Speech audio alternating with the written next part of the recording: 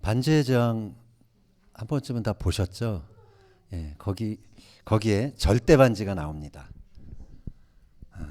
그것을 가진 자가 절대 권력을 갖게 되는 그런 반지죠. 골룸이라는 캐릭터가 참 충격적이었었는데 이 골룸이 너무나 좋아하고, 예, 골룸이 벌써 그 반지만 보면 뭐라 그러죠? 대사가 My precious.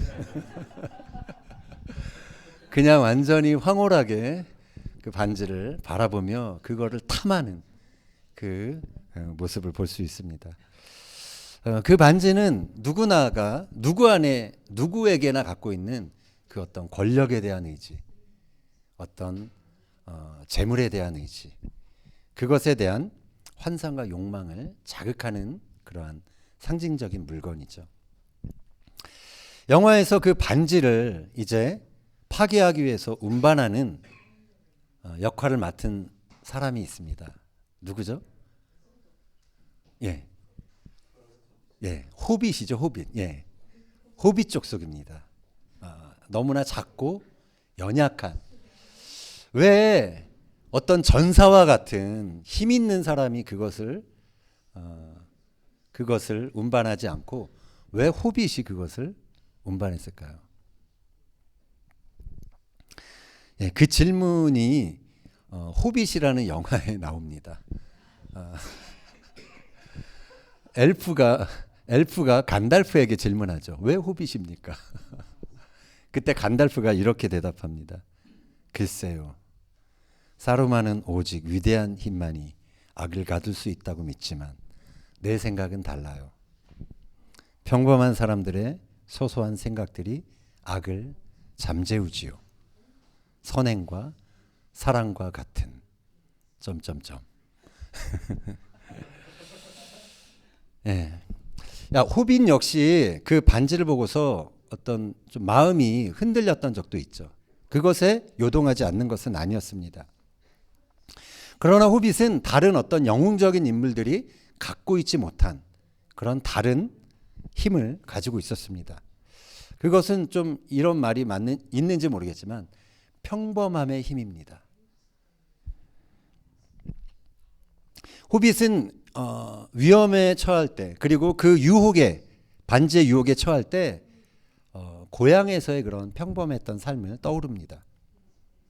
정원을 가꾸고 또 제철에 난 열매를 가지고 또 과일주를 담그면서, 그리고 사랑하는 사람과 함께 그렇게 행복하게 즐기는 그 소소한 일상, 그러한 삶을 꿈꾸는 것이죠.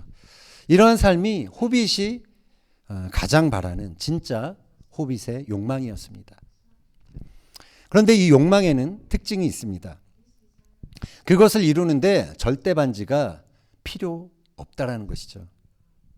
그냥 하루하루의 평범한 일상과 그것을 함께 할 수 있는 사람만 있으면 되는 것입니다. 우리가 지난주에 요셉을 살펴봤는데요. 감옥에 갇혀 있는 요셉은 어쩌면 이 호빗처럼 정말 힘없고 존재감 없고 연약했던 사람이었습니다. 그런데 요셉이 바로의 꿈을 해석해 주면서 하루아침에 애굽의 권력 2인자가 되죠. 놀라운 일이 일어났습니다. 하나님은 왜 요셉에게 절대 반지를 맡기셨을까요? 하나님은 왜 요셉에게 권력이라는 힘을 부여해 주셨을까요? 오늘은 그 이유를 살펴보며 함께 은혜를 나누고자 합니다. 이제 총리가 된 요셉에게 바로가 이름을 지어줍니다. 혹시 기억나십니까? 사브넷 바네아. 그 이름의 뜻이 생명의 부양자라는 뜻입니다. 이것은 하나님께서 장차 요셉을 통해서 하실 일들을 잘 나타내주는 그러한 이름이죠. 요셉은 생명을 구하기 위해 보냄받은 자였습니다. 애굽의 통치자는 바로였지만 애굽에서 실질적으로 일어나고 있는 하나님 나라의 통치는 요셉을 통해서 이루어지고 있었던 것입니다. 먼저 그는 자기를 팔아버린 형제들을 오히려 구원하고 또 그 자손까지 살리려는 하나님의 목적을 이루어갑니다. 그런데 요셉은 이것을 이루기까지 너무도 아픈 대가를 치러야 했습니다. 가장 꽃다운 나이 17에 애굽에 끌려와서 그리고 이제 흉년의 기간 다 지나기까지 약 22년간을 형제들에게 가족에게 버림받은 채 잊혀진 채 그렇게 살아야 했습니다. 그 기간 동안 요셉은 어떤 환경과 상황이 아니라 오직 하나님이 하시는 일, 하나님의 섭리를 주목하고 그것을 목격하고 그것을 경험하는 그런 삶을 살았던 것이죠. 인간적으로는 이해하기 힘들었겠죠. 그러나 그는 결국 하나님의 절대 주권에 굴복하고 동의하는 사람이 된 것입니다. 하나님 나라는 이처럼 하나님의 주권에 절대적으로 동의하고 굴복하는 한 사람 한 사람에 의해서 진행되는 것입니다. 그런 사람들이 이 땅의 남은 자라고 할 수 있는 것이죠. 이 땅의 남은 자들이 끊어지면 하나님의 계획도 하나님의 나라의 진행도 끊어지게 되는 것입니다. 그래서 하나님은 자신의 뜻에 전적으로 굴복하는 한 사람, 그 남은 자를 지금도 찾고 계시는 것입니다. 요셉이 그 남은 자 중에 한 사람이었죠. 하나님은 이런 한 사람을 얻기까지 그 사람을 연단하고 연단하여 하나님의 뜻을 감당할 수 있는 사람으로 만듭니다. 하나님이 주시는 축복과 하나님이 주시는 그 권력, 권세를 다룰 수 있는, 담아낼 수 있는 사람으로 만드시는 것입니다. 그리고 그 사람을 통해서 하나님 나라의 역사를 진행하시는 것입니다. 절대 권력은 절대적으로 타락한다라는 말이 있습니다. 만약에 요셉에게 하나님의 그 연단의 과정 없이 그에게 그냥 절대 반지가 끼워지고 절대 권력이 주어졌다면 그것은 요셉의 눈을 멀게 했을 것입니다. 그래서 그를 절대적으로 타락시켰을지도 모르는 일입니다. 요셉이 형들에게 말합니다. 창세기 45장 11절 같이 한번 읽겠습니다. 흉년이 아직 5해가 있으니 내가 거기서 아버지를 봉양하리이다. 아버지와 아버지의 가족과 아버지께 속한 모든 사람에게 부족함이 없도록 하겠나이다 하더라고 전하소서. 자, 요셉이 30살의 애굽의 총리가 되었습니다. 그리고 지금 이 말을 한 시점은 9년이 지난 시점입니다. 요셉은 총리가 되자마자 애굽에 수레를 보내서 아버지를 모셔올 수도 있었습니다. 그의 권력을 이용해서 그러한 일들을 할 수가 있었던 것이죠. 그러나 그는 9년 동안 그 일을 하지 않았습니다. 그는 절대 권력자였지만 그에게 주어진 권력을 임의로 사용하지 않았습니다. 오직 하나님의 주권적인 때가 그에게 찾아오기를 기다렸던 것이죠. 요셉은 또한 자신의 감정을 따라 행동하지 않았습니다. 그는 자신의 그 아팠던 감정보다도 하나님의 주권, 하나님의 섭리, 그것을 자신의 감정보다 앞세웠던 것이죠. 그래서 결국 흉년이 들어 자신을 찾아온 형제들, 그리고 요셉이 누구인지 이제 결국 알게 된 이후에 두려움에 떠는 형들을 오히려 요셉은 이렇게 위로할 수 있었죠. 창세기 45장 5절 보겠습니다. 당신들이 나를 이곳에 팔았다고 해서 근심하지 마소서, 한탄하지 마소서. 하나님이 생명을 구원하시려고 나를 당신들보다 먼저 보내셨나이다. 이렇게 요셉은 자신의 감정보다 하나님의 그 섭리를 앞세웠던 것입니다.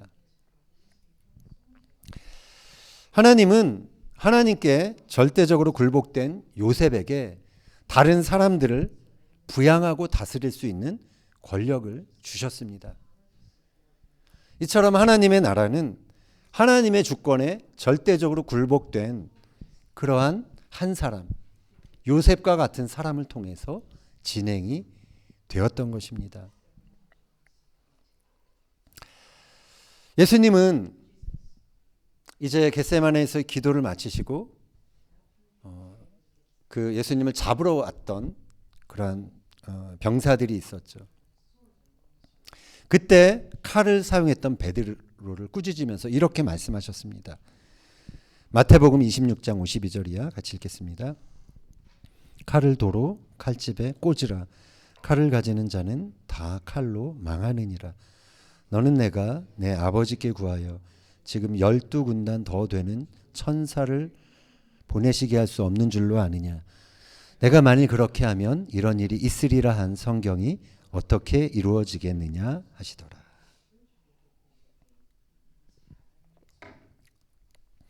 예수님은 자신의 권세를 사용할 수도 있으셨지만 그렇게 하지 않으셨습니다.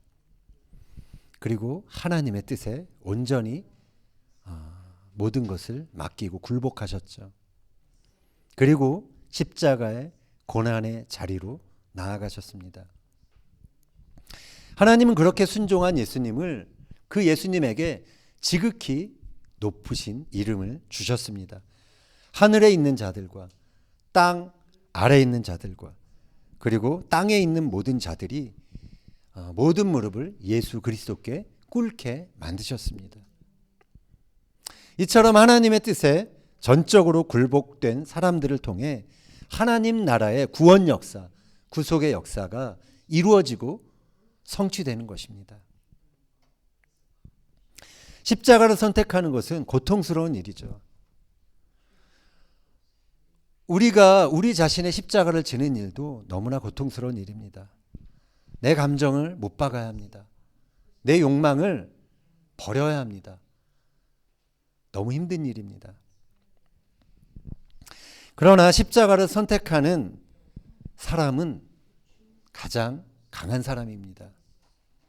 왜냐하면 그런 사람을 통해서 하나님의 뜻이 우리의 삶과 이 땅 위에 이루어지기 때문인 것입니다. 하나님은 이렇게 자기 십자가를 지고 주님을 따르는 사람들을 통해 그들에게 하나님의 권력을 주시고 권위를 주시고 그래서 하나님의 나라를 완성해 가시는 것입니다. 우리에게 권위와 권력이라는 축복이 주어질 때 우리는 그것을 임의로 사용하지 말아야 합니다. 우리에게 재물이라는 축복이 주어질 때 우리는 하나님의 뜻을 놓쳐서는 안 됩니다. 권력과 재물은 엄밀히 말해서 우리의 것이 아닙니다. 그러나 우리는 너무나 그것을 우리의 소유인 것처럼 그렇게 사용을 하고 있죠. 그것은 엄밀히 말해 하나님의 것입니다.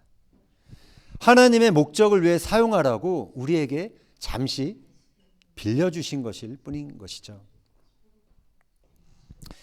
그래서 모세가 이스라엘 백성들에게 이렇게 경고했습니다. 신명기서 8장 17절. 그러나 내가 마음에 이르기를 내 능력과 내 손의 힘으로 내가 이 재물을 얻었다 말할 것이라. 내 하나님 여호와를 기억하라. 그가 내게 재물 얻을 능력을 주셨음이라.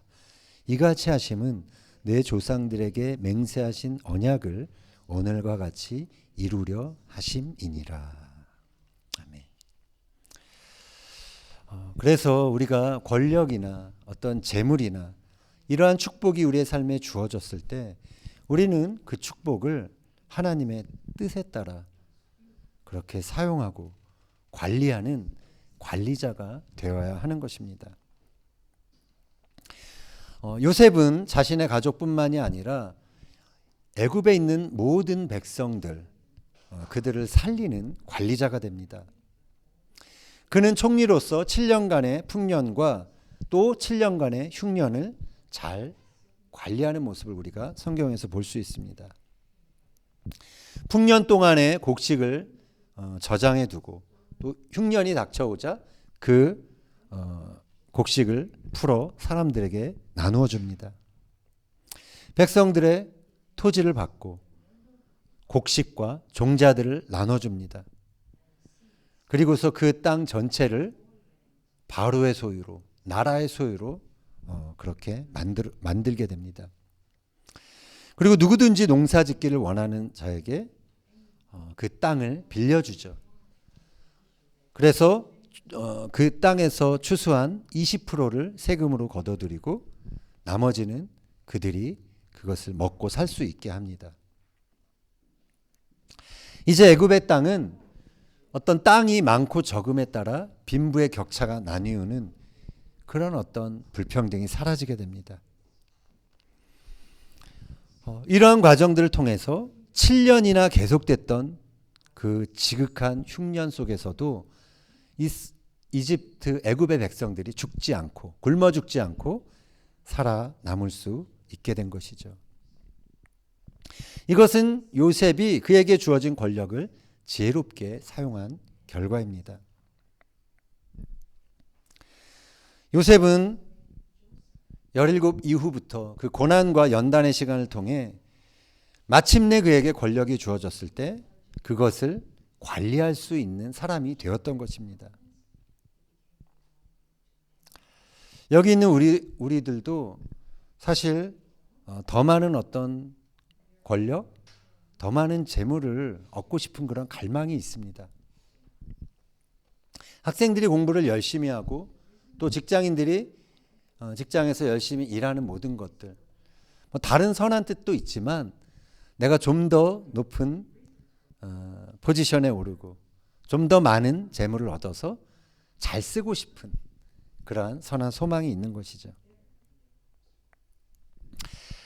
자, 그러나 우리는 그 권력, 그 재물 자체를 갈망하기 이전에 그것을 잘 관리할 수 있는 사람이 되기를 갈망해야 합니다. 창세기 47장 27절 보겠습니다. 이스라엘 족속이 애굽 고센 땅에 거주하며 거기서 생업을 얻어 생육하고 번성하였더라. 자, 이 구절이 하나님의 어떤 목적을 보여주고 있는 그러한 구절입니다. 7년간의 흉년 기간에도 이스라엘 민족은 애굽 땅에서 생업을 얻었고 번성하였고 생육하고 그래서 숫자적으로 많은 백성이 되었습니다. 이것이 애굽 땅에서 하나님 나라를 이루어가기 위한 하나님의 목적, 하나님의 뜻이었죠. 이것을 위해 하나님은 아브라함을 갈대아 우르에서 부르셨던 것입니다. 이것을 위해 하나님은 요셉을 먼저 애굽에 보내셨던 것입니다. 종으로 죄수로 그가 대가를 지불하면서 정말 하나님 나라를 이룰 수 있는 지도자 수업을 받게 하신 것이죠. 하나님은 애굽에 이제 내려가려고 브엘세바에 도착했던 그 야곱에게 이러한 말씀을 주셨습니다. 창세기 46장 3절 이하 같이 보겠습니다. 나는 하나님이라 내 아버지의 하나님이니 애굽으로 내려가기를 두려워하지 말라. 내가 거기서 너로 큰 민족을 이루게 하리라. 내가 너와 함께 애굽으로 내려가겠고 반드시 너를 인도하여 다시 올라올 것이며 요셉이 그의 손으로 내 눈을 감기리라 하셨더라. 결국 야곱이 70명이라는 그의 전체 가족을 이끌고 애굽으로 내려가게 되죠. 애굽은 하나님께서 약속하신 것처럼 하나님이 동행하시는 장소가 되었습니다. 그리고 그것은 이제 이스라엘의 70명의 가족이 이제 이스라엘이라는 나라, 큰 민족으로 인큐베이팅 되는 그러한 장소가 되었던 것입니다. 내가 너로 큰 민족을 이루겠다. 이것은 하나님께서 아브라함에게 가장 먼저 주셨던 약속이었습니다. 이제 그 언약이 요셉을 통해서 이 애굽 땅에서 비로소 실현되기 시작한 것이죠. 하나님은 요셉이 가는 곳마다, 요셉이 있는 곳마다 함께 하셨습니다. 그래서 그와 함께하는 사람들의 생명을 풍성하게 하셨죠. 그가 보디발의 집에 있었건, 그가 감옥의 죄수로 있었건, 그가 이제 절대 반지를 끼고 애굽의 권좌에 있었건 별 차이가 사실은 없었습니다. 그는 어디서나 생명의 부양자로 사람들을 섬기며 그에게 주어진 사람들에게 하나님의 축복이 임하게 하는 그런 축복의 통로로 살았던 것입니다. 바라기는 우리 역시 생명의 부양자가 되어 하나님의 축복의 통로로 살아가는 저와 여러분이 되길 소망합니다. 그러기 위해서 우리는 먼저 권력과 재물의 선한 청지기, 관리자가 되어야 합니다. 권력과 재물 그 자체가 갈망의 대상이 되어서는 안 됩니다. 우리는 그 권력과 재물이 철저히 하나님의 때에 하나님의 뜻을 이루는 도구가 되도록 그렇게 사용되기를 기도해야 하는 것입니다. 그러기 위해서 우리는 하나님께 전적으로 굴복된 그런 한 사람, 남은 자가 되어야 하는 것입니다. 예수님은 누가 큰지 길에서 다투었던 제자들에게 발을 씻겨주시면서 이런 말씀을 하셨습니다. 요한복음 13장 14절 이하 같이 보겠습니다. 내가 주와 또는 선생이 되어 너희 발을 씻었으니 너희도 서로 발을 씻어주는 것이 옳으니라. 내가 너희에게 행한 것 같이 너희도 행하게 하려 하여 본을 보였노라.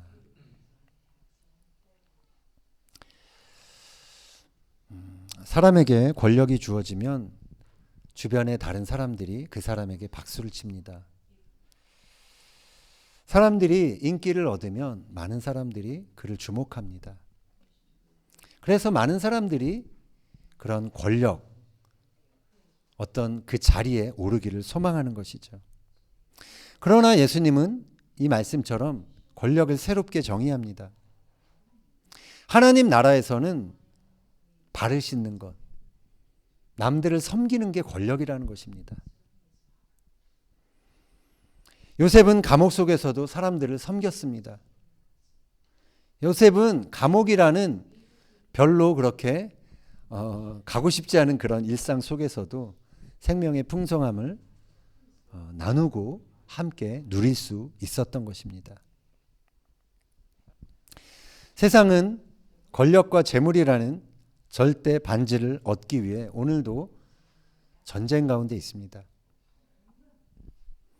세상은 권력을 얻은 자들에게 시선을 돌리고 찬사를 보낼지 모릅니다. 그러나 하나님께서는 일상 속에서 작은 섬김의 삶을 묵묵히 감당하는 그러한 평범한 한 사람을 주목하고 계십니다. 자기를 부인하며 자기 십자가를 지는 남은 자를 주님은 찾고 계십니다. 그리고 주님이 그러한 사람을 찾았을 때 그에게 영적인 권위를 부여해 주시는 것이죠. 그리고 때에 따라 필요하면 그에게 재물과 권력을 또 허락해 주십니다. 그래서 하나님의 뜻, 하나님의 나라가 이 땅에서 진행되도록 그렇게 하시는 것이죠. 코로나 변이가 이제 또 새롭게 나타나서 참 또 혼돈스러운 그러한 삶을 계속 맞이하고 있습니다. 우리의 일상이 계속 어떤 보이지 않는 감옥에 갇힌 것처럼, 이스라엘은 좀 나은 것 같지만 한국의 그런 상황이나 뉴스를 보면 더 많이 답답해하는 것을 보게 됩니다. 바라기는 우리가 어떠한 일상이 우리에게 주어졌든 그곳에서 겸손히 다른 사람들의 발을 섬기며 그들의 발을 씻기며 생명의 부양자로 우리에게 주어진 그 일상을 가꾸고 살아가는 저와 여러분이 되기를 소망합니다. 하나님께서 주신 권력과 재물 때문에 타락하지 않고 하나님의 영광과 목적을 위해 사용하는 저와 여러분이 되기를 소망합니다. 너무나 많은 사람이 하나님께 굴복되지 않고 자신의 그 디자이어, 자신의 갈망, 그것을 따라가다가 하나님이 예비하신 그 목적을 이루지 못하고 생을 마감하는 것을 보는 것은 너무도 안타깝고 슬픈 일입니다. 바라기는 하나님의 축복이 우리의 삶을 통해서 흘러갈 수 있도록 기꺼이 하나님의 뜻에 굴복하는 저와 여러분이 되기를 예수님의 이름으로 축원합니다.